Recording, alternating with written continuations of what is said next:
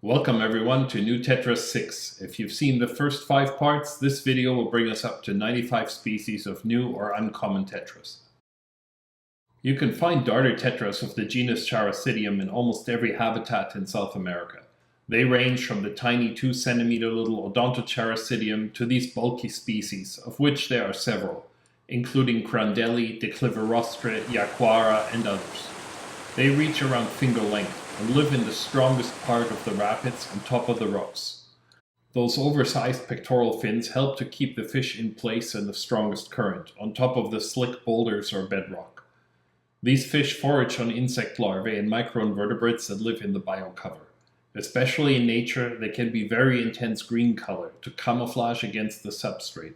I find in the aquarium they tend to lose that bright green color unless there's tons of current and some algae covering the rocks. Of course, any rheophile species like this needs to have a well-oxygenated aquarium with plenty of space and low nitrate levels. These fish spend all day foraging for food, and while they will eat flake food, they prefer more substantial meals. They really like bug bite pellets and any frozen food offered. These little fish have quite large teeth, and I found that they can hunt larger insect larvae such as dragonfly larvae or smaller earthworms without any trouble. We first imported this tiny fish in the 90s and named it Morse code Tetra, and continuously since, but it's still a mystery fish and has neither a name nor a certain genus. This tiny characin comes from the Rio Tigre and Rio Nanay basin in Peru, but in a bare tank they don't look like much. To fully appreciate this microfish, you need to have a group of them and some currents so you can see the gold dot Morse pattern on their flanks. They also twitch their fins constantly, making them a really spectacular fish for the smallest planted aquaria. It's not really new, but there are a few videos and photos of them, and it's still one of my favorite small tetras. These are also not new, but they come in rarely, and I think this species is the smallest of the Copellas, so it is best suited for small aquariums. Once settled in, the brown spots on their flanks will become deep red in the males. This fish does not really get exported from any lists, but you can find these mixed in with cardinals and sometimes other tetra species from both Brazil and Peru. Because we can see them so rarely, I want to show them here, and maybe some of you will notice them mixed in with something else. A fish to look out for and try to get a group together. Because they swim in the upper part of the water column at all times, they are ideal dither fish for Apistogramma or Corydores. These aren't exactly small, with an adult size of around 9 centimeters or over 3 inches, and they are a bit mean towards each other. In nature, this slow-moving characin lives deep in the riverbank and is one of those fish that you see only after waiting motionless until they emerge from the roots in the riverbank. I frequently found these in places with altum angels, parauapiranga, and satanoperca. People always ask me what characins fit well with those kind of cichlids. Cichlids that are big enough to swallow small tetras, but maybe too calm for more active larger fish like Leperinus or the nervous Hemiotis. Cyphocharax would be my choice, and once settled in, their horizontal color pattern of jagged lines on a green background and red fins make a nice contrast. This fish has become available on a regular basis from Colombia and is well worth keeping an eye out for. This small pink Hyphessobrycon comes from the Atlantic coast. Watch the video we made for the Scleromystux from the region if you want to see some of the habitat. There will be a link in the description. Once settled in, they have a very unique hot pink color, and this fish is extremely hardy and easy to breed. In an aquarium with enough Java moss and floating plants, usually some fry will survive and increase the size of the group. I find that many of these Hyphessobrycon only become really colorful and interesting to watch if their groups are large enough. In nature, we also see them in loose but continuous groups along the riverbanks. Rather than setting up an aquarium with 6 species and a handful of each, I think it is better to go with just 2 species and more individuals. If the males invade each other's territory more often, they will display all the time and have nicer color. If you would like to support this channel, come to belowwater.com and consider buying a book on the Amazon or the Rio Xingu. Check out the video on the new Xingu book from the link in the description. Of course, this fish has been in the hobby before, but almost no wild-caught coffee bean tetras have come in the last 10 years. That is in part due to the fact that we see very few fish from the Oyapock, the river that forms the northern border of Brazil and French Guiana. This region is heavily impacted by gold mining, and at the moment there are just no aquarium fish collectors in that part of Brazil.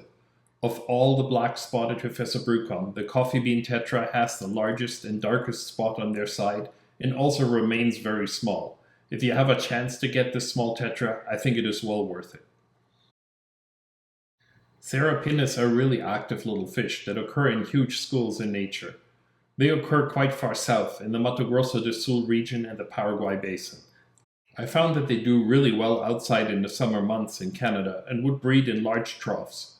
In the aquarium, they are super active little fish, too busy for fish like 𝑝𝑎𝑟𝑎𝑢𝑎𝑝𝑖𝑟𝑎𝑛𝑔𝑎, but really good with somewhat larger dwarf cichlids such as 𝐼𝑛𝑝𝑎𝑟𝑎𝑢𝑎𝑝𝑖𝑟𝑎𝑛𝑔𝑎.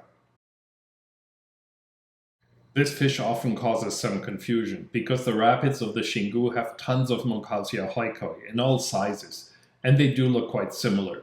The 𝐼𝑛𝑝𝑎𝑟𝑎𝑢𝑎𝑝𝑖𝑟𝑎𝑛𝑔𝑎 are in the rapids in the highest flow. They are nervous fish that never hold still. By comparison, the Hyphessobrycon also live in the main river, but they prefer the slack water zones behind the rapids, the same places we see the zebra pleco or the mango pleco Bariancistris chrysolomus. This group just arrived, and you can see they still have a bunch of parasites on them, but luckily they all recovered. When they are settled in, they also have very nice yellow on the lower half of the body. Besides looking like young 𝐼𝑛𝑝𝑎𝑟𝑎𝑢𝑎𝑝𝑖𝑟𝑎𝑛𝑔𝑎 hycoi that same river, this fish also looks a lot like the black neon tetra, Hyphessobrycon herbertaxelrodi, but the black neon tetra occurs much more south, gets larger, and does not occur in the Xingu basin. This is one of the most expensive of the new tetras, although you will find that this always changes quickly, because as beautiful as all these new fish are, the number of people that want the newest species is somewhat limited. Expect this fish to also drop in price eventually. I really like the territorial and mean behavior of Inpaichthys because they are constantly sparring over territory. We kept the weird name Scratched here because that was first assigned to this fish, although it was sold as Hyphessobrycon species in the beginning. This Inpaichthys from the Madeira Basin is a bit smaller than the other new Inpaichthys we showed in an earlier video, and much smaller than Inpaichthys cari, the only species that is available in the hobby from breeders. Check out a photo of this fish once we had them properly settled in the office aquarium.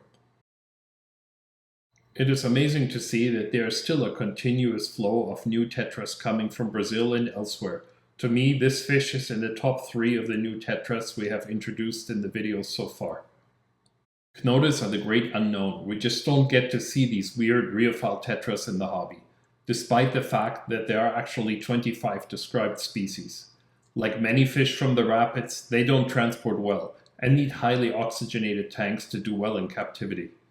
This species is quite large, over 6 centimeters in adult size, and it is fairly deep-bodied and bulky, and basically in constant motion, sparring with the others in the school. I found these fish quite challenging to keep, and both prone to bloat if they were overfed, but also voracious when any type of food is offered. If you like this pastel blue chunky Knodus with its little orange tail light, make sure to check out the equally spectacular Knodus species Amaya we showed in the Tetras 4 video and the Knodus from the Juruena in Tetras 3. The links will be in the description. And that concludes new Tetras 6. In the next new Tetras we will reach 100. Check out all 95 species shown so far to see which ones are your favorites. For the next video, we are working on footage showing a spectacular planted habitat we found in the upper Rio Xingu.